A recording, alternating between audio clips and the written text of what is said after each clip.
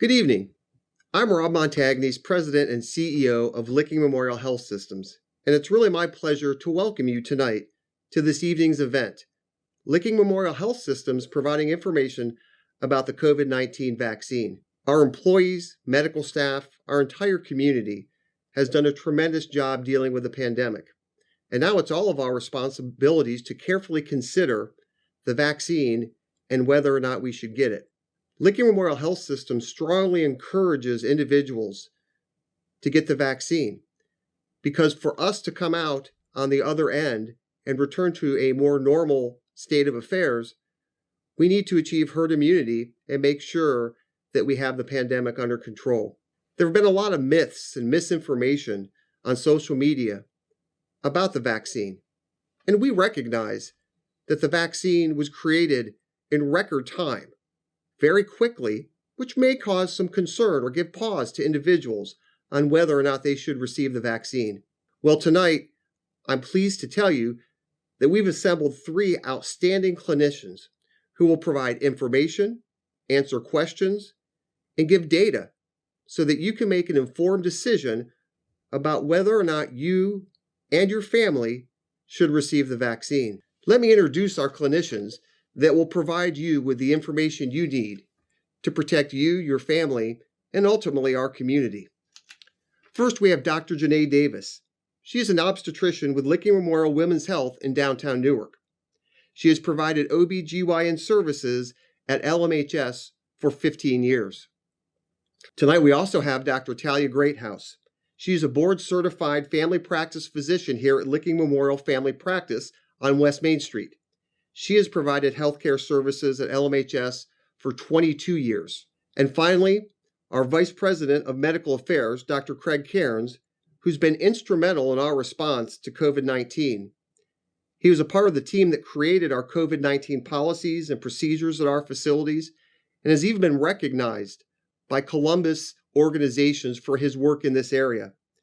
He's been affiliated with the health system since 1977. We hope you enjoy the presentation and, most importantly, receive the valuable information you need to make a good decision.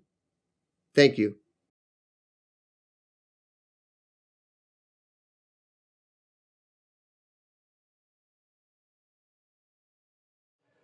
Welcome, and thank you for joining us. It's a pleasure and privilege to be able to talk with you about our COVID-19 vaccines this evening.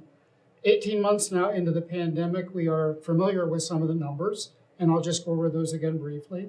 Currently, there are 31.2 million cases in the United States with 562 deaths. In Ohio, 1.04 million cases with 18,827 deaths. And here in Licking County, we have 16,012 cases with 205 deaths. We have 35 vaccines now that are in large-scale efficacy trials, and 3 in this country have been approved for emergency use authorization by the FDA. We have 2 so-called messenger RNA vaccines, that's Moderna and the Pfizer vaccines, and then we have 1 from Johnson & Johnson, which is a so-called viral vector vaccine. I'll discuss later in the talk the technology involved with those. However, at this point, I'd say that all 3 of these approved vaccines are safe and effective, and the technology involved in the development of these vaccines is not new. The technology involved in the messenger RNA vaccines was developed in the 1990s at the University of Pennsylvania by 2 researchers, Catalin Carrico and Drew Weissman, and the technology with the Johnson & Johnson vaccine has been used in research for vaccines against such things as tuberculosis, HIV, malaria, and Ebola. As of this week, 57,482 of our citizens here in Licking County have received at least 1 dose of an approved vaccine. That's 33.26% of our population. And 40,535, which is 23.5%, are fully vaccinated. These numbers are also consistent with state and national percentages. I would just mention that back in October, we randomly measured antibodies against the COVID virus. And this study indicated that about 3.5 times the number that had tested positive for the virus actually had been infected. And we also know that even after 1 dose of the vaccine, this provides about immunity. So we can estimate that approximately 102,000 of our population, which is 176,000, we could say is immune right now to the virus. That's about 58% of the population in our county. Vaccines, as we'll mention tonight, are our most effective weapon against the COVID-19 virus and the development of the variants, which we want to prevent. So we welcome this opportunity to talk with you and answer your questions about the vaccine's efficacy and safety. So we know that the vaccines will help protect people from contracting the COVID-19. And in addition to help protect them from contracting it, if they do, they will experience symptoms that are much less severe than if they did not previously have that experience. So what happens is the vaccination will help individuals build antibodies to the disease so that the immune system is already ready to fight the infection. And this is important because we have some populations, including minority populations, such as African Americans, who are much more likely to have disease processes such as diabetes or hypertension, obesity, asthma, heart disease. All such diagnoses really increase their risk of contracting COVID-19. This vaccine is a very safe way to help build protection among the community getting vaccinated. And it makes it much more difficult for the disease to spread. And this is what contributes to what we consider herd immunity. And if you're not familiar with that term, this basically means that we have enough individuals in the community that become vaccinated so that those individuals who are maybe unable to get the vaccination but are very susceptible are then protected. In other words, there's enough individuals who have been vaccinated that the germ itself can't really find those individuals who haven't been able to be vaccinated. That's the concept about herd immunity. So these vaccines are both safe and effective. The Pfizer vaccine in its testing was found to be about 95% effective in preventing symptomatic COVID disease after 2 doses. And the other messenger RNA vaccine, the Moderna vaccine, was 94% effective in preventing symptomatic COVID. The Johnson & Johnson vaccine is a single-dose vaccine, and the trials showed that it wasn't quite as effective as the messenger RNA vaccines. However, it was tested later in the course of the pandemic when we did have some of these variants in the population. Also, it was tested in areas over the world where some of these variants were more prevalent. The important thing is, Dr. Greathouse had mentioned, is that the vaccine is very effective in preventing severe disease, hospitalization, and death. And at this point, I'd also say about the Johnson & Johnson vaccine, it's been in the news as of yesterday, being associated with a very rare clotting disorder. And the FDA and CDC have temporarily put the vaccine on what they call pause. We expect that to be a very limited pause, and we expect it to be released. Again, the vaccine is very safe.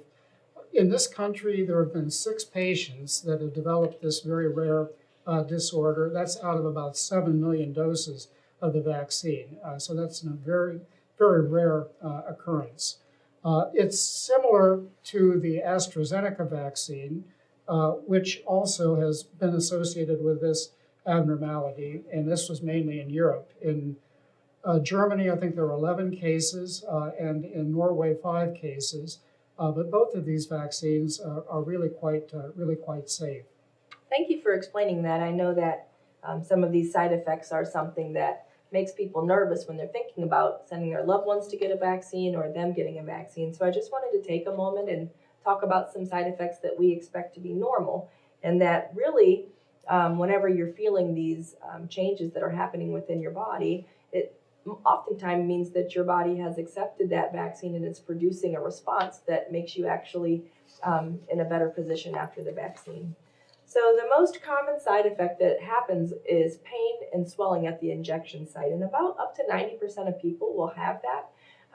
It's kind of similar if you've ever been to the emergency department because you cut yourself with a knife or a rusty nail and you had a Tdap vaccine. That's about feels kind of sore when you touch it. Sometimes you get a little bit of muscle cramp or ache when you pick your arm up or when you roll over in bed, but that's usually gone in just a couple of days. A lot of people, up to 60% of people, will experience a slight headache. You can definitely take Tylenol, and it should not impact your ability to respond to the vaccine if you do get a headache. And up to 70% of people will experience fatigue or tiredness. Some things that you want to consider when you're getting this vaccine, or when you know loved ones that are getting this vaccine, especially older people, as it's associated with the fatigue and sometimes a little bit of dizziness, you want to make sure you check on people that you know have gotten the vaccine that are older to make sure they're getting enough water and that they stay hydrated. You also want to let your job know, if you work in a position where this might affect your ability to do your work appropriately, that you are planning to get the vaccine, just so that there's some transparency there. I also want to take a minute as the gynecologist to mention that we do want you to consider spacing your mammogram testing out several weeks after you get the vaccine, as sometimes you can get some swelling in the lymph nodes that are associated with the side that you had your vaccine, and it can cause a little bit of a misread on your mammogram, and we don't want to cause any undue nervousness for that reason. Severe reactions, as Dr. Cairns said, are exceptionally rare to this vaccine. And that's why people ask for you to stay after the vaccine for 15 to 30 minutes so that you can be evaluated to make sure that you're not one of those people who is experiencing that reaction. Through January 18th of 2021, the Pfizer and BioNTech had given over 10 million doses, and we're well exceeding that now. And there was only 47 cases who had anaphylaxis, and that's 10 million doses, equivalent to 47 anaphylaxis cases. The Moderna vaccine was only 19, and Johnson vaccine didn't have any up to that point. So one of the things that's really kind of unique to this vaccine in particular, as we look at it historically, is that these COVID-19 trials were really focused on including a very ethnically diverse population of volunteers. And why is this important? Diversity in trials is very important because we know that certain drugs and certain diseases will differentially affect groups of individuals. So it's really important that we have that diversity in our trials so that we know what to expect given your ethnicity or your racial background or whatever the case may be. Historically, we know that minority populations have been excluded from or either very underrepresented in these clinical trials. And there are a number of reasons for that. Some of those include lack of access, maybe lack of information about the trials that are going on. And a lot of it just has to do with just historical racism and discrimination. And so it was really important in this trial that we get a diversity of participants, because we know that the vaccine has taken a disproportionate toll on people of color in this community and African Americans. So we really needed to know that this was a vaccine that was going to be beneficial to us, that was not going to cause undue harm to us. And that's something that individuals who are already a little bit hesitant about getting vaccines would need to be comfortable with. So when we look at these clinical trials, we're very proud of the fact that in the Pfizer trial, about 30% of the participants were diverse. If we look in the Moderna trial, it was about 36%. And if you look at the Johnson & Johnson trial, we were at about 35%. Well, we've all heard about these so-called variants. These are mutations in the virus that make it a little bit less susceptible to our vaccines. We have the FDA has categorized these variants in three categories. There are so-called variants of interest, variants of concern, and then variants of high consequence. And we have three that are in this variant of concern category. In Ohio, at least in this part of Ohio, in central Ohio, in Licking County, we think we probably do have a significant amount of the so-called variant from the United Kingdom, the UK variant. I know at least in Columbus at Ohio State, they've identified quite a bit of this in the population. The good news is the messenger RNA vaccines are very good in preventing infection with this variant. And the Johnson & Johnson vaccine also is very effective in preventing severe illness and death in this variant. The other two variants of concern, one from South Africa, is a little less, the vaccines are a little less effective against that variant, and thankfully we don't know that we have much of that here in Central Ohio. And likewise, the variant from Brazil, the so-called P1 variant, we don't have much of that either. And again, all three vaccines seem to be effective in preventing severe illness and mortality, hospitalization, and death from those variants. So, although the variants are more difficult to deal with, we think that the vaccines we have now are effective in helping to control them. Now, having said that, it's still recommended that we use these so-called mitigating strategies, wearing the masks and hand washing and social distancing. And I think sooner or later, when we do, as Dr. Greathouse has mentioned, when we get to this herd immunity, we hopefully can do away with that. But particularly right now, when we are dealing with variants, even if you've been vaccinated, we think it's still necessary to be very careful as far as these mitigation strategies go, wearing masks, hand washing, and social distancing. So we'll just talk for a few moments about misinformation. We really appreciate you tuning in to this resource to speak about this vaccine. And I want to thank my colleagues for taking time out of their day also to share this information with you. There's so much information around, but what we want you to understand is that members of your healthcare community, and this healthcare community in particular, are just incentivized only in keeping all of us healthy and safe and reaching that time period that Dr. Greathouse spoke about when we can all get back to normal. All three of us have been vaccinated, which is why we can sit together in close proximity without a mask. And everyone is looking forward to that day where we can be with our families and friends in that way. And that's the way that we can get there together as a group. There's some really, really credible resources for you to look at, and they're listed on this slide here. All of these resources are areas that are 24/7 concerned with what's happening with the latest information, not just here in this country, but all around the world, and sharing information so that we can all be up to date on the most accurate, most pertinent information for us at that time. Some things that I want you to consider when you're evaluating information, wherever the source is that you get it, is who is it who actually published that information?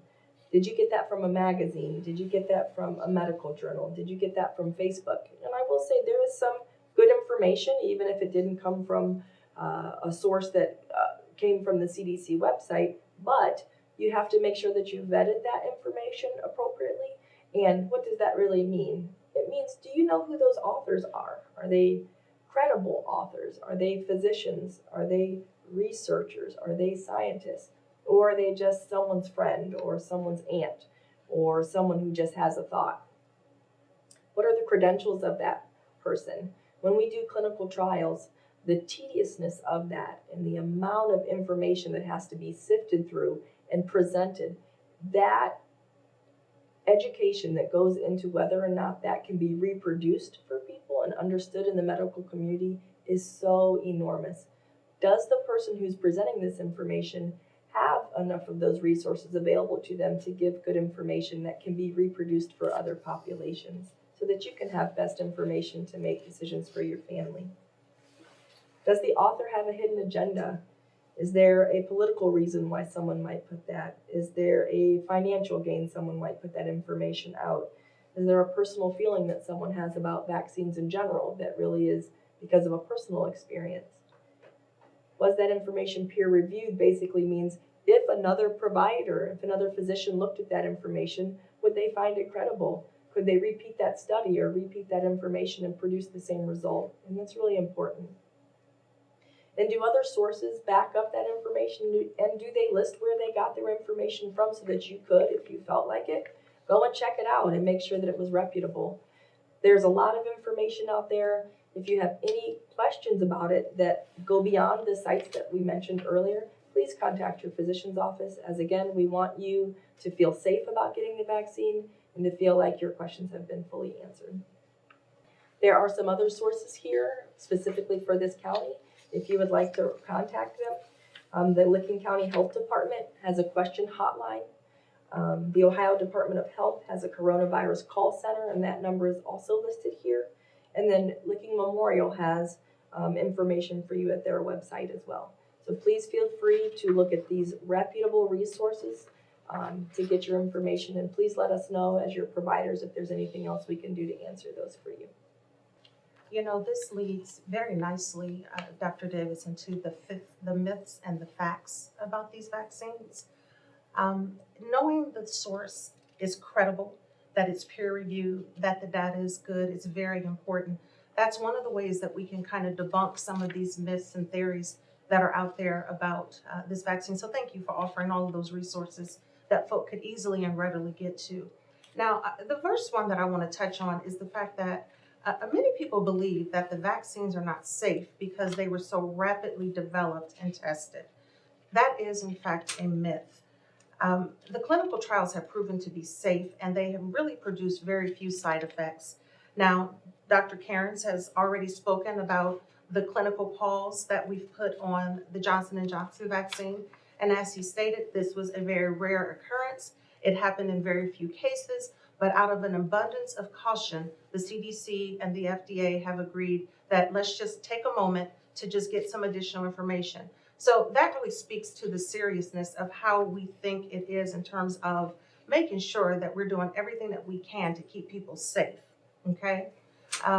The common side effects that we get from these medications, as Dr. Davis has mentioned earlier, are the headache and the fatigue and the pain. And again, as previously stated, this just means that your body is recognizing this and forming an immune response to it so that it can help protect you in the future. This is normal. These are not dangerous signs. These are not dangerous symptoms. I get these calls almost every day from patients who may have unfortunately had a little mild side effect from the vaccine. And again, I can just emphasize over and over again, these vaccines are far safer than we would probably ever imagine them to be based on all the data that we've had. So the question really becomes, well, then why are we so concerned still? Why are we putting a pause on the Johnson & Johnson? Again, it's only out of an abundance of safety. The reason that we were able to move so fast on this COVID-19 vaccine is because the government and companies put a lot of money and resources into prioritizing this vaccine and the treatment of COVID-19. Keep in mind that this is not new technology. The technology for this has already existed, and we just build upon this technology after decades of research and experience with it. The other reason that we were able to move so quickly with this is because we had a very robust response to our clinical trials and the people that were signing up to participate in these trials. Normally it takes maybe years for this process to occur, but this happened in a matter of months. And then again, as we've stated before, Dr. Cairns has even mentioned it, we've had some previous research on vaccines in the past, such as SARS, that we were able to build upon. So just to reemphasize, the COVID vaccine cannot and will not infect people. The viruses that are created by Johnson & Johnson was a viral vaccine. The vaccine that was created by Moderna and Pfizer are messenger RNA vaccines. The technology is such that you are not being infected with COVID-19. We're basically giving your body the blueprint that it needs to form the response to protect you in the future. Well, another myth is that people with pre-existing conditions or illnesses should not take the COVID-19 vaccine. It's just the opposite. Certainly, if you do have an underlying illness, you definitely should take the vaccine.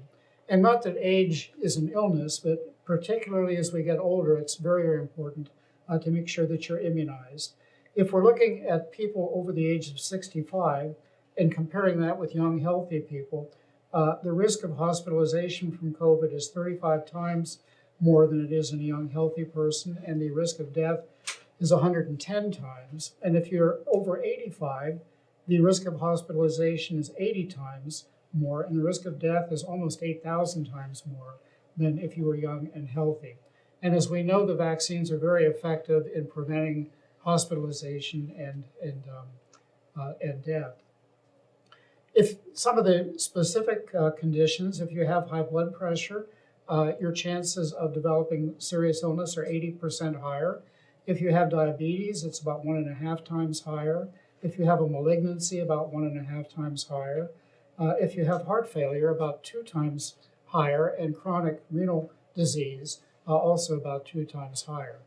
Now, if you do have an autoimmune disease, and if you're taking immunosuppressant medications, the vaccine might not work as effectively if you're on medicines that kind of fight against the immune response. But still, it's important to get the vaccine, because the illness associated, if you are unfortunate enough to get infected with those diseases, is also severe.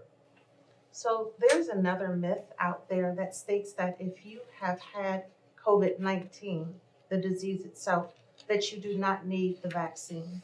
And again, just want to debunk that very quickly here. While we do know that individuals who have contracted the disease itself do build an immunity, or should build an immunity, and we do believe this immunity may last anywhere up to 6 months perhaps, we don't really know exactly how long this natural immunity will last.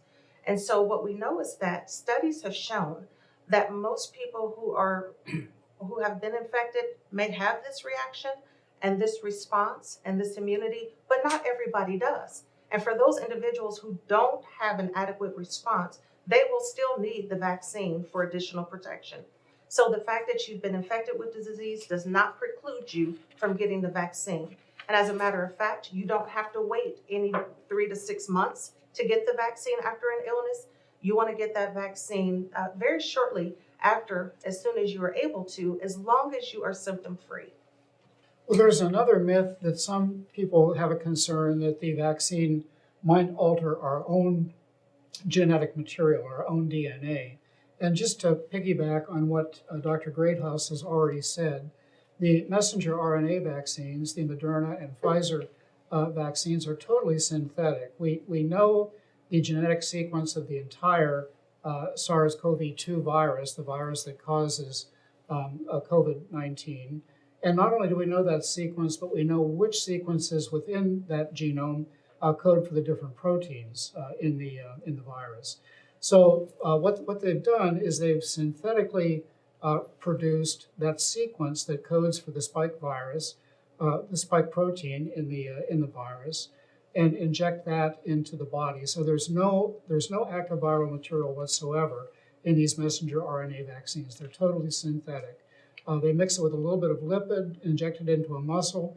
It goes to immune cells, the macrophages and the dendritic cells, and from there it goes to the lymphocytes, the T lymphocytes, which are the killer cells, and then the B lymphocytes and plasmacytes that make the antibody. And then the neat thing about this RNA segment is that the body destroys it shortly after it's done its immune response. So there's nothing left behind in your system. It's totally RNA. It does not get into the nucleus of our cells where the DNA is housed. Now, the Johnson & Johnson vaccine does involve a virus, an adenovirus, and it is a DNA-based vaccine. But the important thing about that is it's non-replicating. It doesn't replicate once it gets into the system. Again, the body destroys it, so it has no potential of altering our own DNA. Our next myth: I will not need to wear a mask after I get the COVID-19 vaccine. I literally just had this conversation today with a patient of mine, and I know that we are all tired of it. We just want to get back to normal, and we feel like if we do our part, then, and I'm not symptomatic and I can't get sick, why do I need to continue to protect myself with a mask? But really, the mask moving forward after you get the vaccination isn't just for you, it's for other people still. We do not know fully how it is that we are going to manage transmission for people who have already been vaccinated, who are asymptomatic, or how it is that they could potentially be transmitting virus to other people. And like I told the patient that I had today, I'm wearing this mask really for you. I've been fully vaccinated, because we're not really for sure. A couple things you need to think about, and it's unfortunate. In my line of work, occasionally we have to tell people that they have bad diseases, breast cancer or other cancers. And before they walked into my office that day, they did not know that they had that cancer, but they were susceptible. They were a high-risk patient There's a lot of moms out there with children with childhood cancers.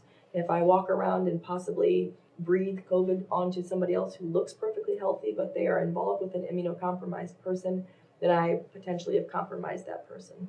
So until we reach that time when we have better studies to tell us how long it is that we will go on and not spread virus to somebody, or how much potential harm could we possibly give to a person if we're vaccinated, we need to continue to wear our masks, continue to wash our hands, and continue to socially distance even when it's hard.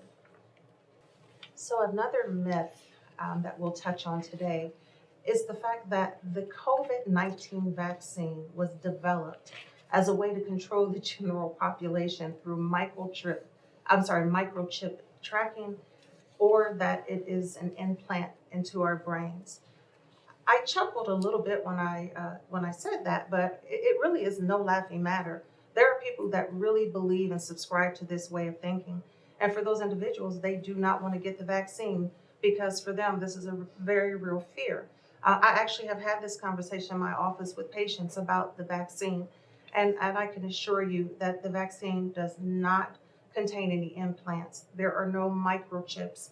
There are no tracking devices associated with these vaccines at all. And if you would like to get the full complement of what's in each of the vaccines, the websites are listed there for your convenience.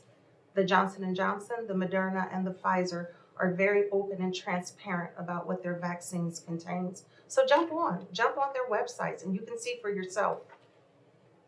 Last myth and fact that we're going to talk about is that the COVID-19 vaccine causes infertility or miscarriages.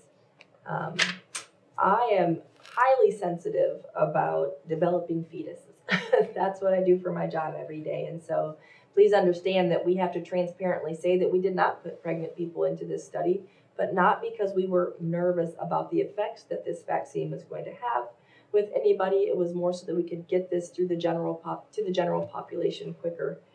We give several vaccines to people when they're pregnant, the flu shot and the Tdap vaccine. And actually, this vaccine has less components in it than the average flu shot that we recommend for women to get every single year.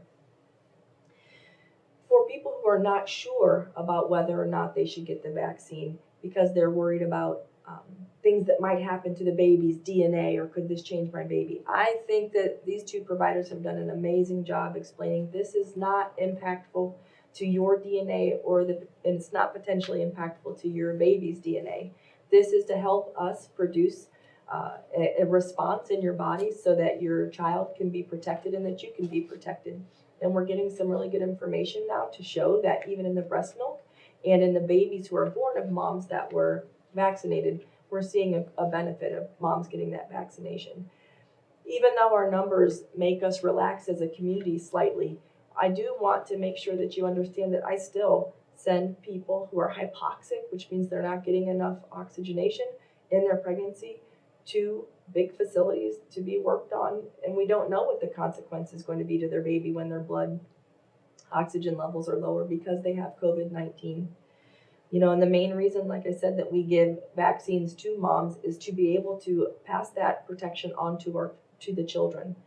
There's been some studies out. It's called the Be Safe Pregnancy Registry, and the CDC has basically taken over 30,000 pregnant women now who have been vaccinated and put them into a registry so that we could keep very good track of any safety data that we needed to update based on the information we're getting from these pregnancies as they continue. And we have not changed the safety data whatsoever as it relates to pregnancy.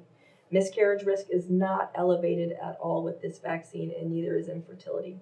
Those have completely been debunked, and we want you to thoroughly and please really, really deep down consider getting this vaccine for the safety of yourself and for your unborn child. We would like to just thank everyone who tuned in tonight to our talk on vaccine safety. I want to thank my colleagues, Dr. Cairns and Dr. Davis, for, again, taking a little time out today just to hopefully provide a little bit of education and clarity on these vaccines, maybe debunk some of the myths and allay some of the fears that people have, and so that we can all get back to what we hope is near normal. I don't know what normal will look like in the future, but I do know that we're all looking forward to the day when we can stop wearing the mask, where we can be with our families and loved ones and not have to worry about the consequence of a disease that could be deadly. So again, we thank you for your time. We thank you for your attention. And we really appreciate you being with us here tonight.